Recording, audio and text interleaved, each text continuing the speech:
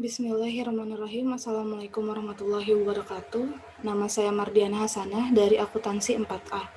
Kali ini saya akan menjelaskan tentang analisis laporan keuangan pada PT Smart atau Sinarmas Agro Research and Technology Tbk. Perusahaan ini merupakan perusahaan terbuka yang bergerak di bidang perkebunan, yaitu khususnya kelapa sawit. Perusahaan ini bersifat terbuka karena saham mereka bisa dibeli oleh masyarakat umum karena PT Smart ini terdaftar dalam Bursa Efek. Next, selanjutnya bisa dilihat dari neraca dan laporan laba ruginya.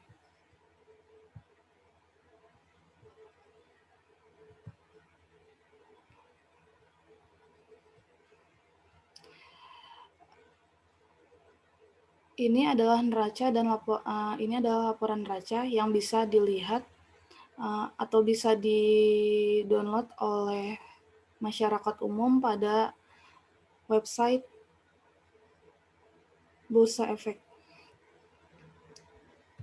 Rp1.198.814 ini berasal dari kas dan setara kas pada 2016 dikurang dengan kas dan setara kas pada tahun 2015. Lalu persentasenya dihitung dari hasil yang pertama dari USD 1.198.814 ini dibagi dengan kas dan setara kas pada tahun 2015. Lalu rasionya 0,23 berasal dari kas dan setara kas pada tahun 2016 dibagi dengan kas dan setara kas pada tahun 2015. Selanjutnya pada laporan laba rugi.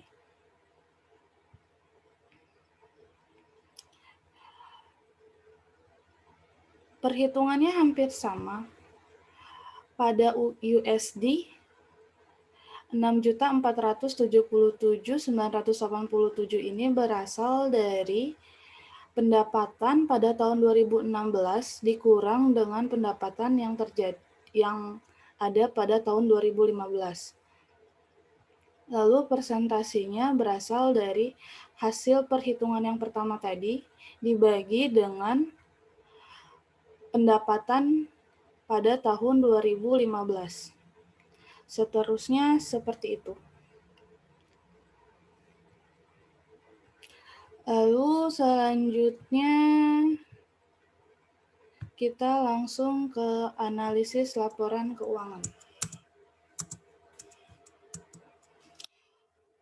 Analisis rasio keuangan itu sendiri adalah alat analisa keuangan perusahaan dalam review hasil suatu perusahaan dengan panduan perbandingan data keuangan yang ada di dalam laporan keuangan, seperti neraca, laporan laba atau rugi, laporan aliran kas, dan lain-lain. Ini merupakan analisis rasio keuangan yang sudah dihitung sebelumnya.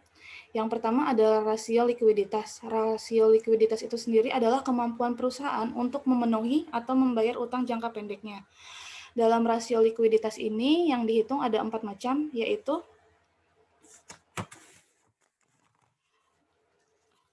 current ratio, asset tax ratio, cash ratio, dan working capital to total asset ratio. Current ratio itu sendiri merupakan rasio untuk mengukur kemampuan perusahaan dalam membayar hutang lancar dengan menggunakan aktiva lancar yang dimiliki. Semakin besar rasio ini berarti semakin liquid perusahaan. Untuk menghitung current ratio yaitu rumusnya total aktiva lancar dibagi hutang lancar. Ini merupakan hasil yang telah dihitung selama 5 tahun ke belakang, dari tahun 2015 sampai 2019.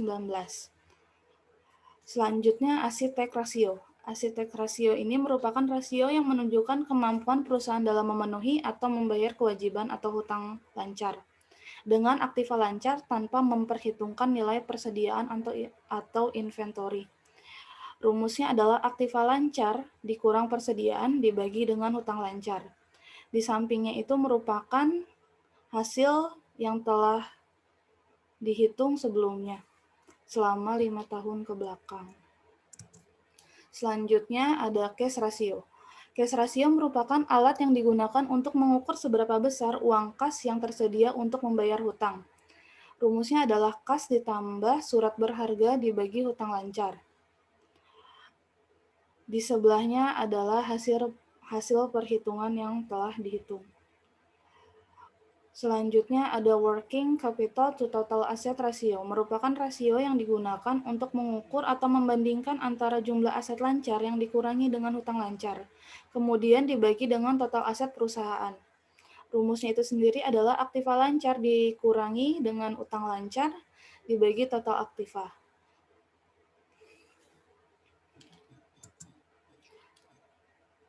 Selanjutnya ada rasio leverage, merupakan pemakaian utang oleh perusahaan untuk melakukan kegiatan operasional perusahaan dalam melakukan kegiatan investasi guna memberikan gambaran terhadap keadaan perusahaan pada pemegang saham. Pada rasio leverage ini yang dihitung ada 4 jenis. Yang pertama adalah debt to total asset ratio, merupakan rasio yang digunakan untuk mengukur perbandingan antara total utang dengan total aktiva. Rumusnya itu sendiri adalah total hutang dibagi dengan total aktiva. Di sebelahnya pada tabel ini sudah diperhitungkan sebelumnya. Ini adalah hasil debt to total asset ratio pada PT Smart. Selanjutnya ada debt to equity ratio atau DER, merupakan perbandingan rasio yang digunakan untuk menilai hutang dengan ekuitas. Dengan kata lain, rasio ini berfungsi untuk mengetahui setiap rupiah modal sendiri yang dijadikan untuk jaminan hutang. Rumusnya adalah total hutang dibagi ekuitas. Selanjutnya ada long term debt to equity ratio, merupakan rasio yang digunakan untuk mengukur tingkat kewajiban jangka panjang dibandingkan dengan total modal. Rumusnya itu sendiri adalah hutang jangka panjang dibagi dengan modal sendiri. Selanjutnya ada time interest earned ratio, adalah rasio antara laba sebelum pajak dan bunga dengan beban bunga. Rasio ini mengukur kemampuan perusahaan memenuhi beban tetapnya berupa bunga atau mengukur seberapa jauh laba dapat berkurang tanpa perusahaan mengalami kesulitan karena tidak mampu membayar bunga. Rumusnya itu sendiri adalah EBIT dibagi dengan bunga hutang jangka panjang. Selanjutnya ada rasio aktivitas, merupakan sebuah rasio yang digunakan untuk mengukur efektif atau tidaknya pemakaian sumber daya perusahaan untuk menunjang aktivitas perusahaan tersebut. Dalam rasio aktivitas ini yang dijelaskan ada 6 jenis. Yang pertama adalah total asset turnover, merupakan perbandingan antara penjualan bersih dengan total aktiva suatu perusahaan dalam satu periode. Semakin besar rasionya, maka semakin baik pula kinerja perusahaannya. Rumusnya itu sendiri adalah penjualan dibagi dengan total aktiva. Yang kedua adalah receivable turnover. Rasio ini dihitung dengan membandingkan penjualan kredit dengan piutang rata-rata. Semakin tinggi rasionya, artinya modal kerja yang ditanamkan dalam piutang semakin rendah. Namun sebaliknya, jika rasionya rendah, maka ada over investment pada piutang. Rumusnya itu sendiri adalah penjualan dibagi dengan piutang. Selanjutnya ada average collection inventory, merupakan periode rata-rata pengumpulan piutang atau mengubah piutang menjadi kas. Rumusnya itu sendiri adalah piutang dikali dengan 360 dibagi dengan penjualan. Selanjutnya ada inventory turnover. Rasio ini merupakan perbandingan kemampuan dana pada persediaan yang berputar dalam satu periode tertentu. Perusahaan dapat melihat modal yang ada pada persediaan karena efisiensi pemakaian persediaan barang. Rumusnya adalah harga pokok persediaan dibagi dengan persediaan.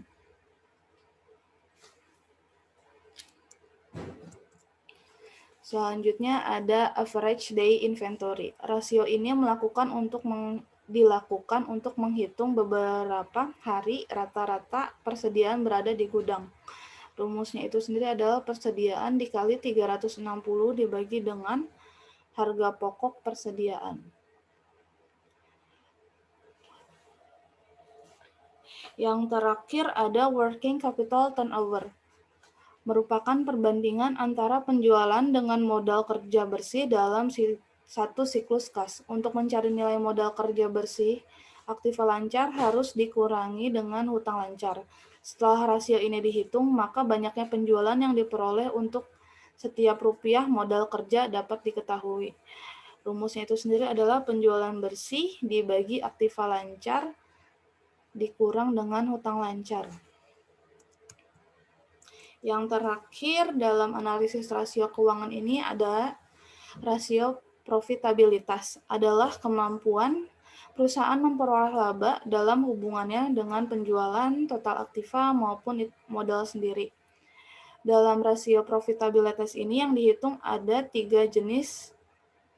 Yang pertama adalah gross profit margin atau margin laba kotor, menunjukkan laba yang relatif terhadap perusahaan. Rasio ini mengukur kemampuan perusahaan untuk menghasilkan laba kotor dengan penjualan yang dilakukan perusahaan. Rumusnya itu sendiri adalah laba kotor dibagi dengan penjualan. Selanjutnya ada profit margin. Rasio ini mengukur kemampuan untuk menghasilkan laba sebelum bunga dan pajak dengan penjualan yang dicapai perusahaan. Rumusnya adalah EBIT dikali 100% dibagi penjualan.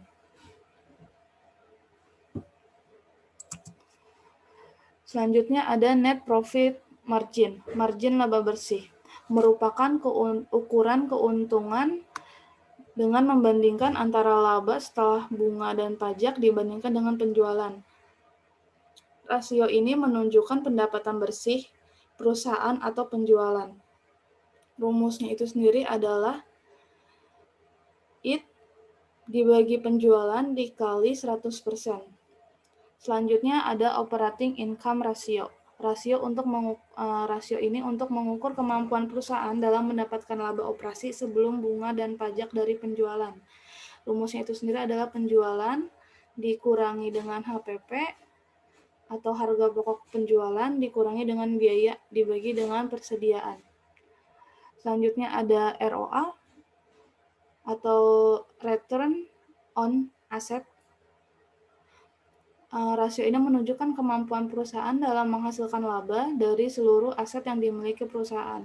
Rasio ini penting bagi pihak manajemen untuk mengevaluasi efektivitas dan efisiensi manajemen perusahaan dalam mengelola seluruh aktivitas perusahaan. Semakin besar ROA, maka semakin efisiensi penggunaan aktiva perusahaan, atau dengan kata lain, dengan jumlah aktiva yang sama bisa dihasilkan laba yang lebih besar. Rumusnya adalah EBIT dibagi dengan total aktiva dikali 100%. Selanjutnya ada return on equity atau rentabilitas modal sendiri, merupakan rasio untuk mengukur keuntungan yang diperoleh perusahaan dari ekuitas yang dimiliki, di mana rasio ini mengukur laba bersih setelah pajak dengan modal sendiri. Semakin tinggi rasio ini, maka tingkat efisiensi dari modal perusahaan semakin baik. Rumusnya itu sendiri adalah IT dibagi dengan modal sendiri dikali 100%.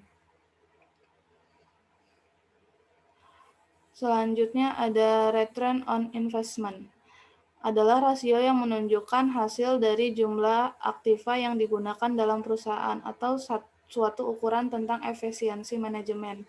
Rasio ini menunjukkan hasil dari seluruh aktiva yang dikendalikan dengan mengabaikan sumber pendanaan.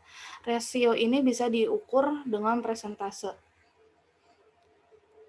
Rumusnya adalah IT dibagi dengan total aktiva dikali dengan 100%.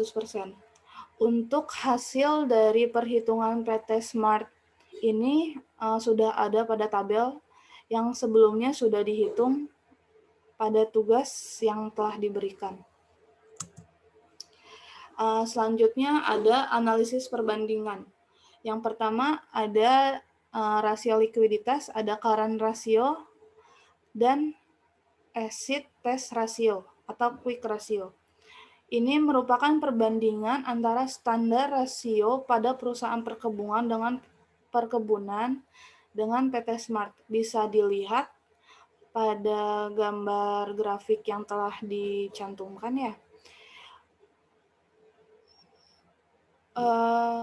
Perbedaannya masih cukup tinggi, dan pada tahun 2019 current ratio PT Smart ini menurun dibanding tahun sebelumnya dan masih sangat jauh dengan standar rasio perkebunan, yaitu standar rasio perkebunannya adalah 2,00, sedangkan hasil current ratio PT Smart pada tahun 2019 itu 1,08.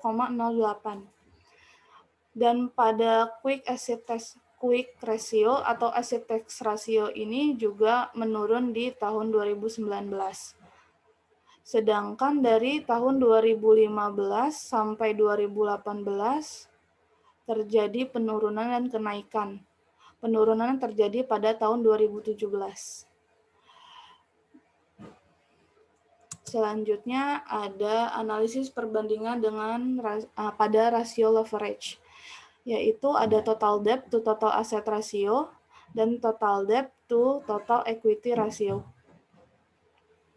Pada total debt to total asset ratio dari tahun 2015 sampai 2019, hasilnya semua di bawah rata-rata standar industri pada perusahaan perkebunan, yaitu standar industri pada perusahaan perkebunan adalah 100%, sedangkan hasil dari PT Smart ini adalah sekitar rata-rata 60%-an, yang artinya masih memiliki jarak yang cukup renggang dengan standar industri rasio perkebunan. Dan pada total debt to total equity ratio itu melebihi standar rasio.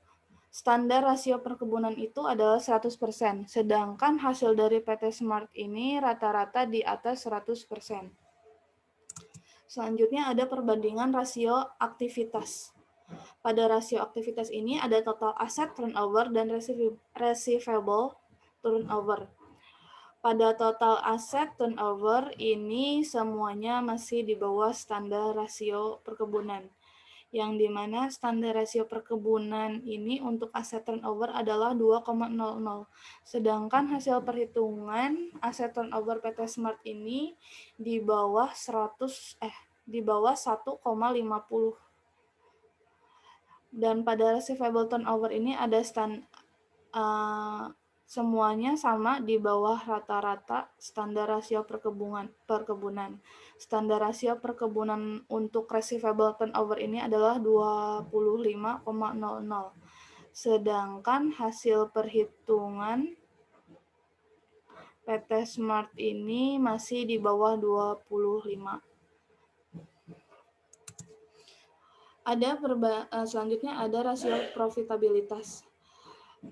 Dalam rasio profitabilitas ini ada gross profit margin dan return of equity.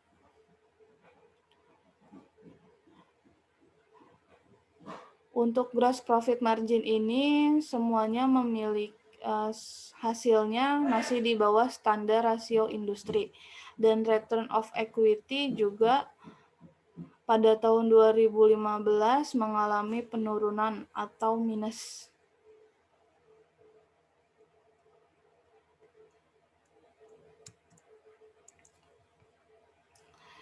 Selanjutnya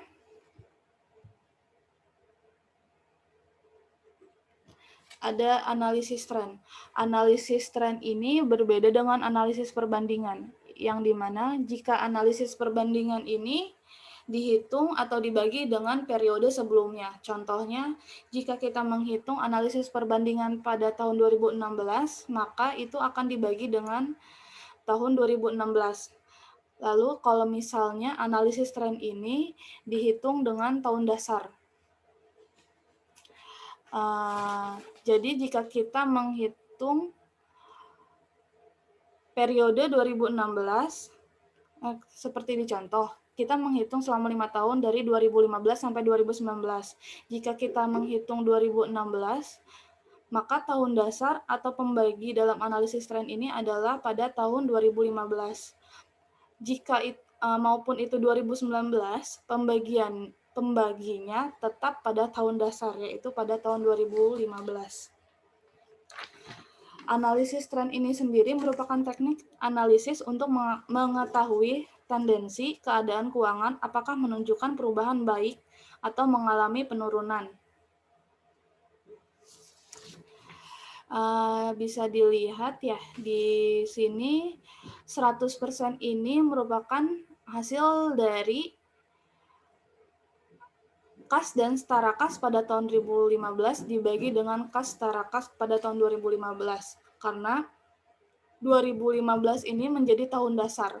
Karena ini analisis tren, bukan analisis perbandingan, jadi pembaginya adalah 2015. Selanjutnya pada 2016 ini memperoleh 23% yang berasal dari kas dan setara kas pada 2016 dibagi dengan kas dan setara kas pada tahun 2015. Pada tahun 2017 diperoleh 40% yang berasal dari kas dan setara kas pada 2017 dibagi dengan kas dan setara kas pada tahun 2015. Selanjutnya pada 2018 diperoleh 42% berasal dari 648.644 ribu rupiah yang berasal dari kas setara kas 2018 dibagi dengan kas dan setara kas 2015.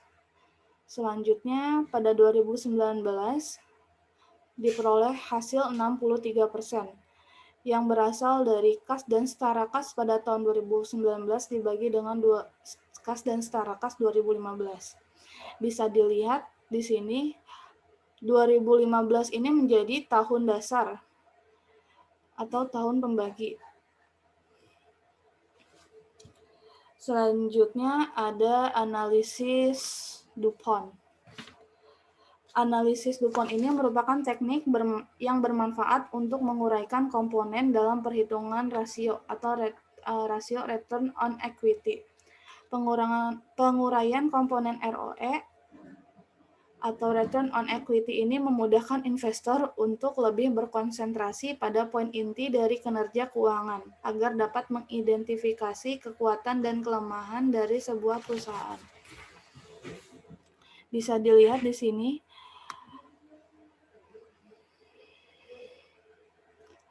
Selanjutnya ada analisis common size.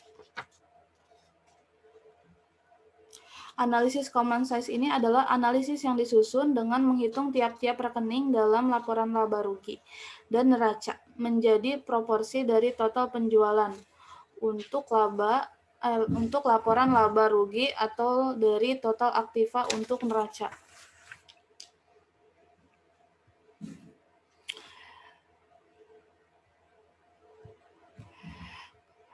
Hasil 6,47 ini berasal dari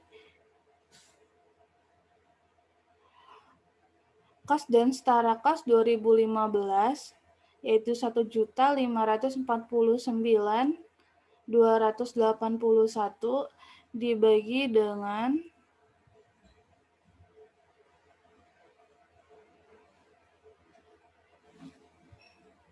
jumlah liabilitas dan ekuitas yaitu Rp23.957.15.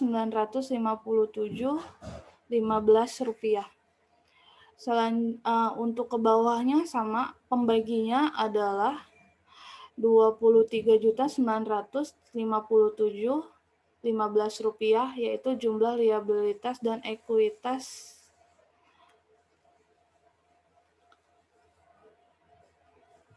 untuk yang ini juga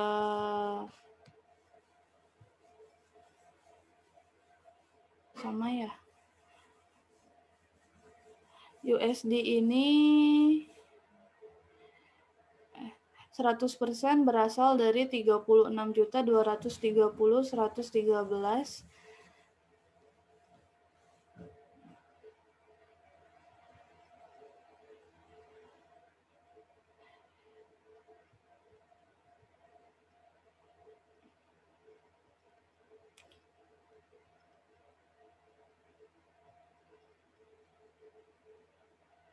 Selanjutnya ada analisis cross-section.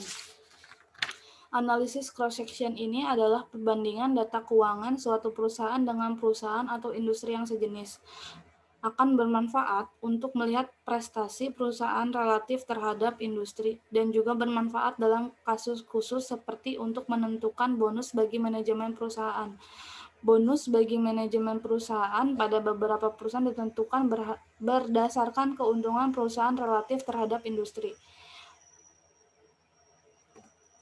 Untuk list share atau saham yang beredar ini bisa kalian dapatkan pada annual report dari masing-masing perusahaan ya. Selanjutnya dari total ekuitas. Total ekuitas juga ada pada annual report. Selanjutnya ada nilai buku. 0,003 ini berasal dari total ekuitas pada tahun 2015 dibagi dengan saham yang beredar pada tahun 2015.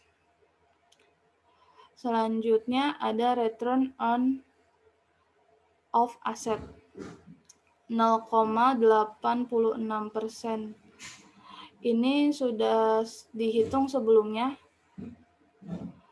sama seperti pada tabel-tabel yang ada sebelumnya ya. Standar rasio perkebunan return of asset ini adalah 30%. Yang bisa dilihat di sini perbandingannya masih cukup jauh dari standar rasio perkebunan.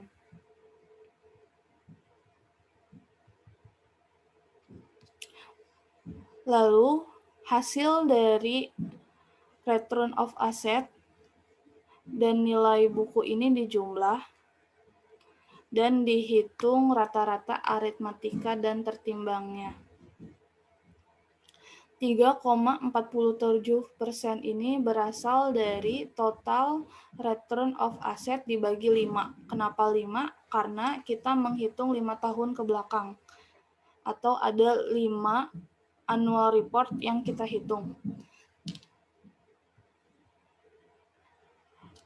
Untuk yang ini juga sama. Ini merupakan rata-rata aritmatika untuk nilai buku yang berasal dari total nilai buku dibagi 5.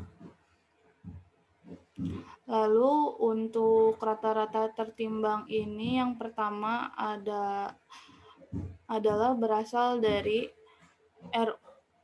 return of asset pada tahun 2015 dibagi dengan total return of asset. Untuk selanjutnya sama perhitungannya seperti itu. Yang ini juga sama. Ini berasal dari nilai buku pada tahun 2015 dibagi dengan total nilai buku pada tahun dengan total nilai buku. Ini merupakan jumlah dari keseluruhan dan ini juga. Lalu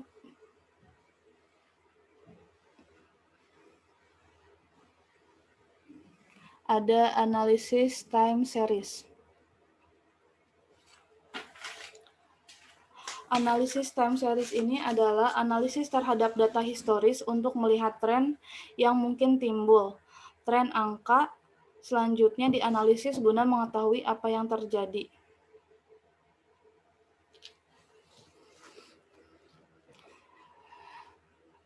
Yang dicantumkan di sini adalah tren return of asset.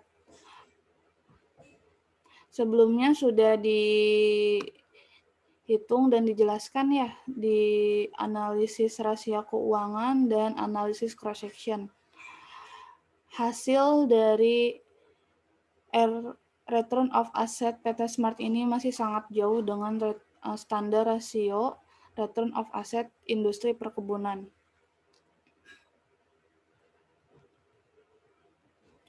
Selanjutnya di sini ada analisis tren dengan metode kuadrat terkecil. Ini merupakan hasil penjualan yang dapat dilihat dari annual report. Selanjutnya kode X atau tahun, karena kita tidak mengetahui berapa-berapanya, jadi digunakan angka kode. Yang di tengah itu sama dengan 0.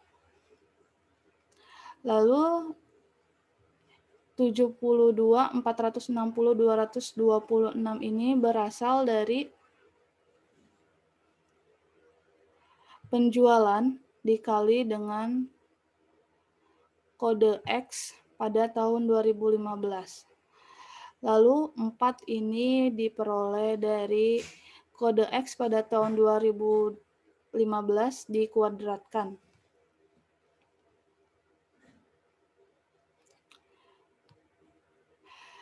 Lalu semuanya sama. Lalu untuk penjualan ini totalnya dimasukkan ke sini dan dibagi 5. Karena kita menghitung 5 tahun atau menggunakan 5 annual report. Untuk A ini hasilnya adalah 34.978.17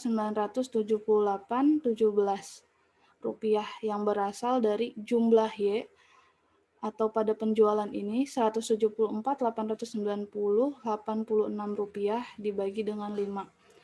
Dan untuk B sama dengan jumlah Y dikali X dibagi X pangkat 2. Jumlah Y dikali X ini adalah 7.575.495 rupiah dibagi dengan 10, yaitu total dari X pangkat 2. Hasilnya adalah 757.550. Maka dimasukkan ke rumus Y sama dengan A ditambah B X, yaitu Y sama dengan 34.978.17 rupiah ditambah dengan 757.550 X. Lalu hasil persamaan tren ini dimasukkan ke dalam rumus. Yang ini berasal dari 34.978.17 rupiah ditambah 757.550 dikali dengan minus 2 pada tahun 2000, kode tahun yang ada pada tahun 2015, yaitu hasilnya 33.462.917 dan seterusnya sama seperti itu rumusnya. Selanjutnya ada analisis CSR. Analisis CSR ini ada 2 macam. Yang pertama deskriptif. Deskriptif ini lebih menjelaskan apa saja yang telah dilakukan PT Smart untuk lingkungan sekitarnya. Dari tahun 2015 sampai 2019, PT Smart ini lebih berfokus pada perbaikan lingkungan. Dari yang saya lihat, mereka lebih fokus pada perbaikan lingkungan seperti menanam pohon kembali ataupun membantu pelepasan orang hutan. Karena dari rata-rata pabrik dari PT Smart ini berada di dalam pada lingkungan yang masih perkebunan.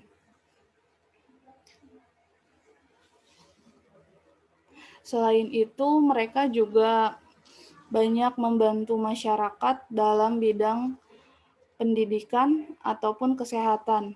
Dan untuk karyawan mereka sendiri memiliki jaminan kesehatan, yaitu dapat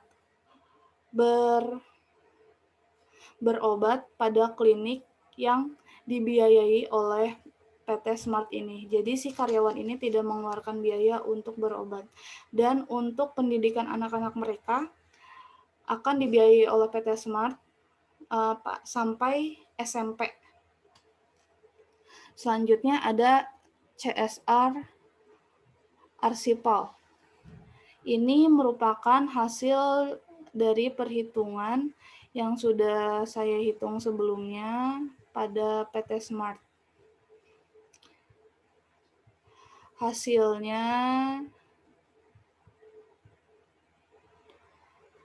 Untuk 2015 total pengungkapannya ada 32, untuk 2016 ada 41, untuk 2017 ada 40, untuk 2018 ada 68, untuk 2019 ada 92, yang dimana semakin ke sini atau semakin maju, total pengungkapan CSR ini cenderung meningkat, yang dimana perusahaan makin memiliki kesadaran untuk membantu masyarakat masyarakat di lingkungan perusahaannya dan untuk karyawannya.